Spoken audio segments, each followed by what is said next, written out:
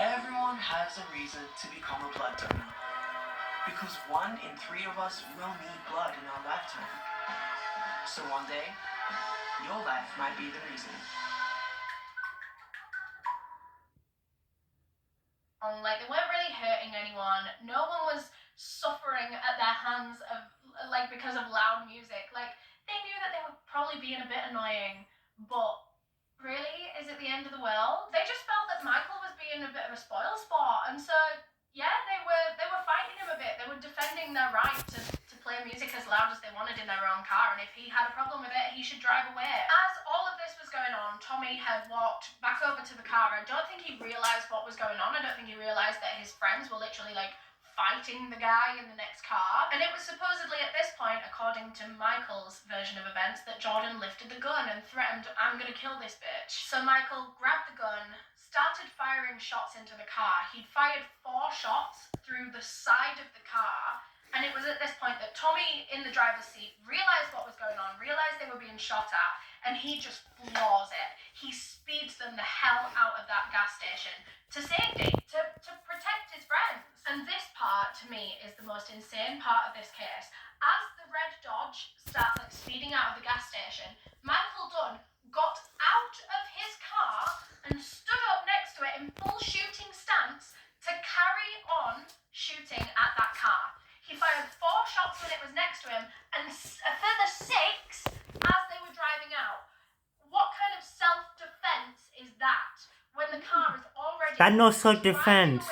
That is their attempted murder. Stand a self-defense claim in this case whatsoever. He was desperately trying to cause damage. He must have been intentionally trying to hit these young lads in this car. That's down to into the... If you feared for your own life, so say his story is... Yeah, I will not hop out of the car. Jordan did have a gun and that Jordan was pointing it at him, and maybe Michael did seriously fear for his life, then in what world would you get out of your car and stand up and make yourself a bigger target to someone that you believe is trying to shoot you?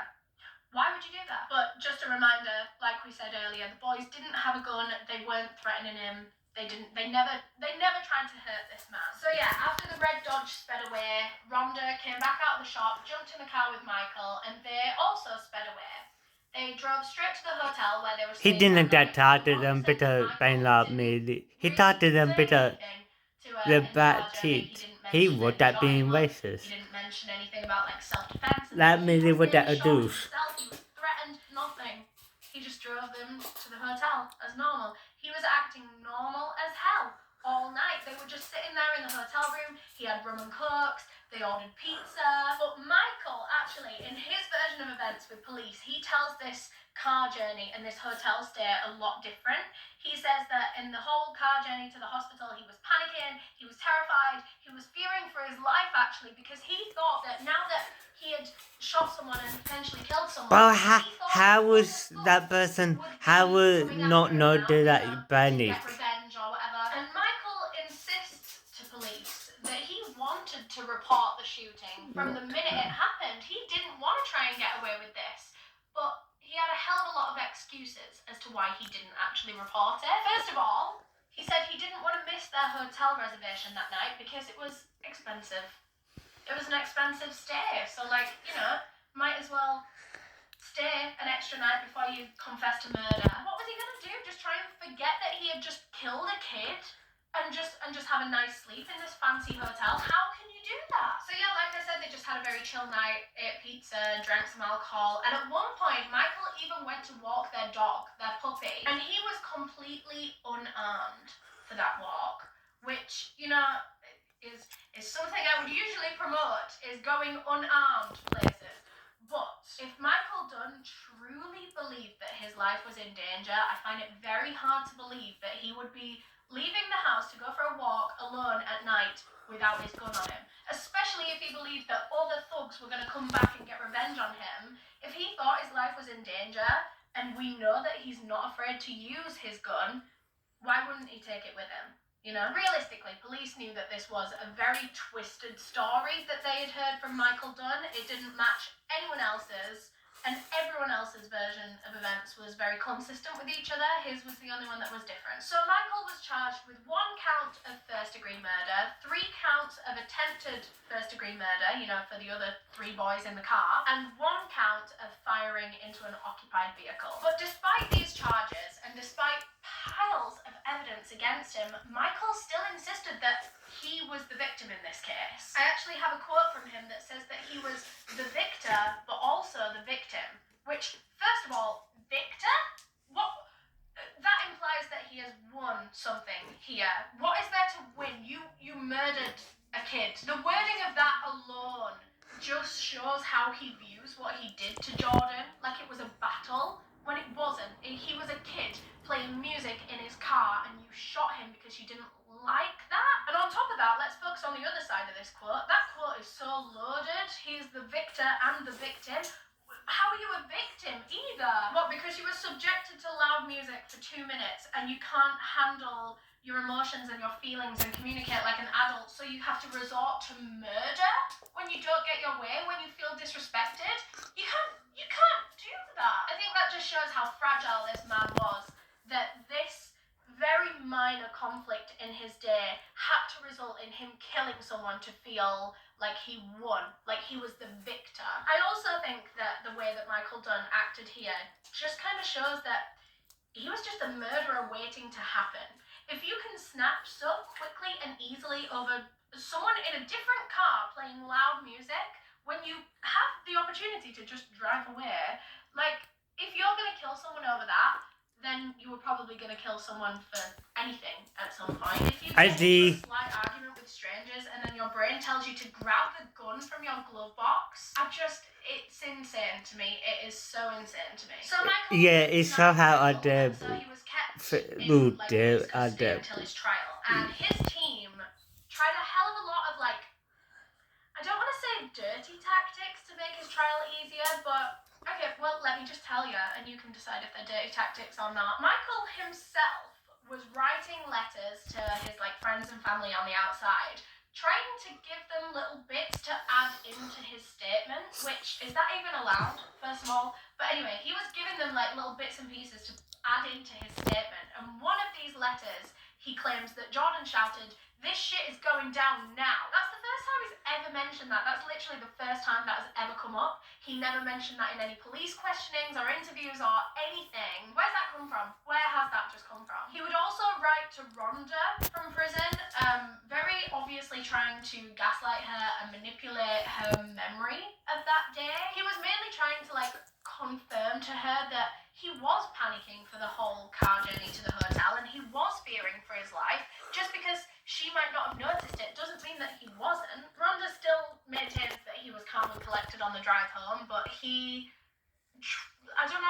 insists that he wasn't, and he insists to her that he wasn't too. Michael Dunn's legal team also actually tried to get the trial moved to a different county. Now, the reason they gave for this was that the case had had a lot of media coverage, and they feared that anyone in that area that was picked to be on the jury, he feared that they wouldn't be very objective. They would be quite biased because of the media coverage. So they wanted to move it elsewhere. But it seems there could actually be another reason for them wanting to move the trial. In Michael Dunn's written letters home, particularly to his grandmother, he is rather openly racist, using terms like thugs and the blacks. He mentioned to his grandma that he hopes his trial gets moved to a different area, a whiter area, where he has a better chance of having a predominantly white jury. With everything that Michael Dunn has said and written, it is very clear that this is just a very racist, aggressive, and privileged man that has never been told no. He thinks the world revolves around him and his own vile views and opinions. And as soon as anyone gets in the way of that, it seriously upsets this man-child. How dangerous for someone so easily triggered to be able to have a gun just in their glove box at all times. Someone that is known for being violent in the past, and he was just allowed to have that on him. And it's just so heartbreaking that he then used that gun to kill a